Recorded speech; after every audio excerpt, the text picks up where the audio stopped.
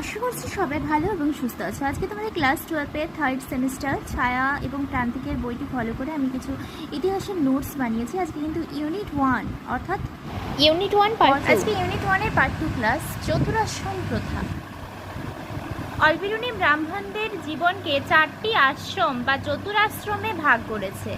চতুরাশ্রমের অর্থ হলো আশ্রয়। চতুরাশ্রম তাহলে কি কি রয়েছে? চতুরাশ্রমের মধ্যে যেগুলো রয়েছে ব্রহ্মচর্য, গৃহস্থ, বানপ্রস্থ এবং সন্ন্যাস। ব্রহ্মচর্য, কোনো ব্রাহ্মণের বয়স যদি 8 থেকে 25 বছরের মধ্যে হয় তখন সেটা হচ্ছে ব্রাহ্মচর্য বা ব্রহ্মচর্য। গৃহস্থ মানে সংসার ধর্ম পালন করবে।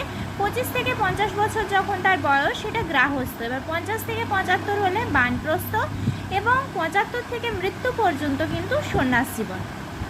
তাই ব্রহ্মচর্য জীবনটা কেমন? এই পর্বের পরিধি হচ্ছে 8 থেকে 25 বছর বয়স পর্যন্ত। এবার 8 বছর বয়সে ব্রাহ্মণদের পৈতা হয়। এক্ষেত্রে 8 বছর বয়সে কিন্তু ব্রাহ্মণদের পৈতা হয়। গুরুগৃহে বেদ পাঠ, তারপরে ভিক্ষান্নর দ্বারা ক্ষুধা নিবারণ করা, ভিক্ষা করে কিন্তু এরা ক্ষুধা নিবারণ করত এবং এরা নিরামিষ খাবার গ্রহণ করত। নেক্সট গৃহস্থ। গৃহস্থ বলতে 25 থেকে 50 বছর, এদের পরিধি হচ্ছে 25 থেকে 50 বছর। এই পর্বে ব্রাহ্মণদের বিবাহ, সংসার ধর্ম পালন, শিক্ষকতা, পূজা, বাণিজ্য ইত্যাদি কিন্তু করতে হতো, এরা করতো অ্যাকচুয়ালি। এরপরে বানপ্রস্থ। বানপ্রস্থ এই পর্বের পরিধি হলো 50 থেকে 75 বছর। নিজ গৃহ ত্যাগ করে ব্রাহ্মণদের নিঃসঙ্গ জীবনযাপন করতে হতো, অর্থাৎ ওরা যে গৃহে থাকতো, যে গৃহে সংসার ধর্ম পালন আগে গৃহস্থতে হয়ে গেছে, এবার গৃহস্থ হওয়ার পর বানপ্রস্থ, অর্থাৎ গৃহ ত্যাগ করে এরা কিন্তু নিঃসঙ্গ, কোনো সঙ্গী থাকবে না, নিঃসঙ্গ জীবনযাপন করত। এবার তারপরে আসছে সন্ন্যাস, অর্থাৎ 75 বছর বয়স থেকে মৃত্যু পর্যন্ত, যতদিন না মারা যায় ততদিন পর্যন্ত এদেরকে সন্ন্যাস বলা হচ্ছে। এই পর্বে তাহলে এরা কি করত? গাছের ছাল পরিধান করত, নির্জন জঙ্গলে বাস করত, মায়া, মমতা, ক্ষুধা, হিংসা, লোভ ত্যাগ করে ঈশ্বরের সাধনায় মুক্ত লাভের আশায় কিন্তু নিয়োজিত থাকত। খুব ইম্পর্টেন্ট, অলবিরুনির মতে খুব কম বয়সে হিন্দুদের বিয়ে হতো, সেই বিয়ে ব্রাহ্মণদের দ্বারা হতো এবং সমাজে বিবাহ বিচ্ছেদ প্রচলিত ছিল না। সমাজে সতীদাহ প্রথা প্রচলিত ছিল, তবে বয়স্ক বা সন্তানের বয়স যদি বেশি হতো তাহলে সেক্ষেত্রে তাকে সতী হতে হতো না। তারপর প্রাচীনকালে মৃতদেহকে মুক্ত মঞ্চের ওপর শায়িত রাখা হতো। হিন্দুদের বিশ্বাস ছিল চিতা থেকে নির্গত ধোঁয়া সরাসরি মৃতের আত্মাকে ঈশ্বরের কাছে নিয়ে যেতে পারে। অর্থাৎ সেই সময় মানুষেরা বিশ্বাস করতো যে কোনো একটি চিতার আগুন যদি জ্বলে, সেটা ওপর থেকে যে ধোঁয়াটা উঠছে, ওপর দিয়ে যে ধোঁয়াটি উঠবে, সেই ধোঁয়াটা যদি ঈশ্বরের মানে সেই ধোঁয়াটাই সরাসরি আকাশে উঠলে সেটা ঈশ্বরের কাছে যায় এবং সে মুক্তি লাভ পাবে। ওকে, এরপরে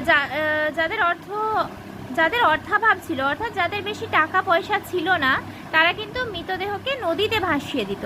অলবিরুনির মতে ভারতে এসে প্রথম সমস্যা হয়েছিল, অলবিরুনি তাহলে ভারতে এসে প্রথম সমস্যা কিসে হয়েছিল? ভাষাতে। গ্রিকদের মতো হিন্দুরাও বাম দিক থেকে ডান দিকে লিখত।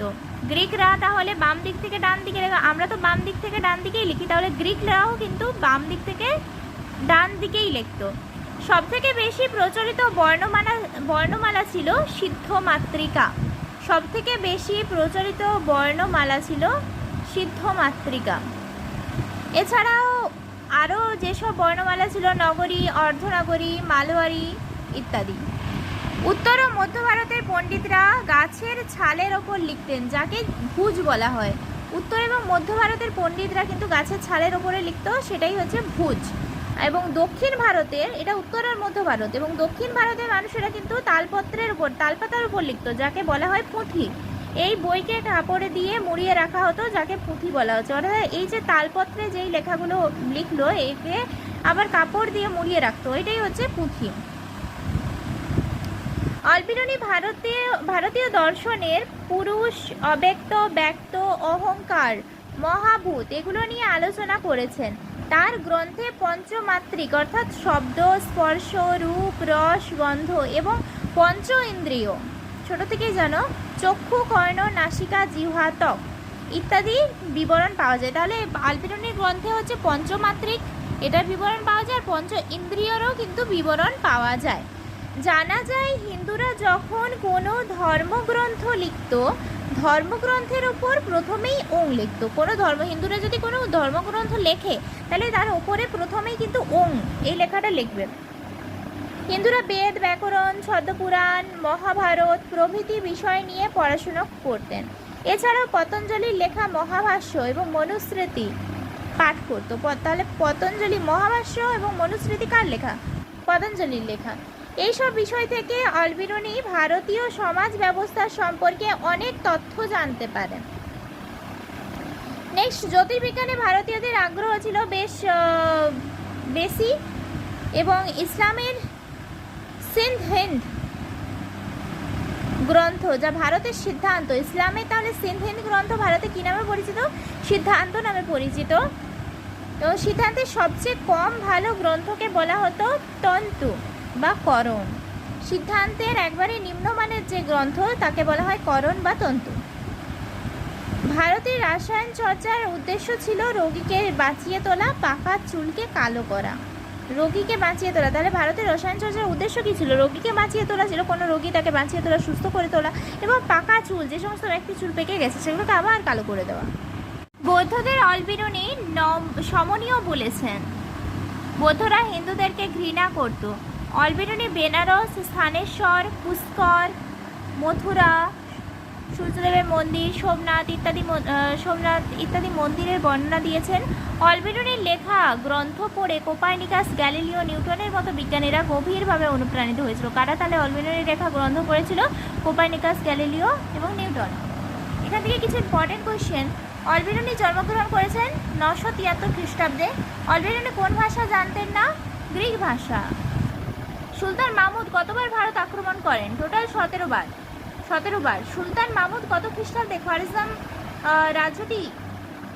রাজ্যে অভিযান চালান বা দখল করে নেন? 1017 খ্রিস্টাব্দে। বর্ণ ব্যবস্থার সর্বোচ্চ স্তর ছিল ব্রাহ্মণরা। কোন পর্বে ব্রাহ্মণদের নিরামিষ আহার খেতে বাধ্যতামূলক ছিল? ব্রহ্মচর্য। কত বছর বয়স থেকে ব্রাহ্মণদের ব্রহ্মচর্য পালন করতে হতো? 8 থেকে 25 বছর বয়সের মধ্যে। আশ্রম শব্দের অর্থ কি? আশ্রয়। তো আজকে এই পর্যন্ত। পরবর্তী ক্লাসে আমরা মার্কো পোলো সম্বন্ধে আলোচনা করব।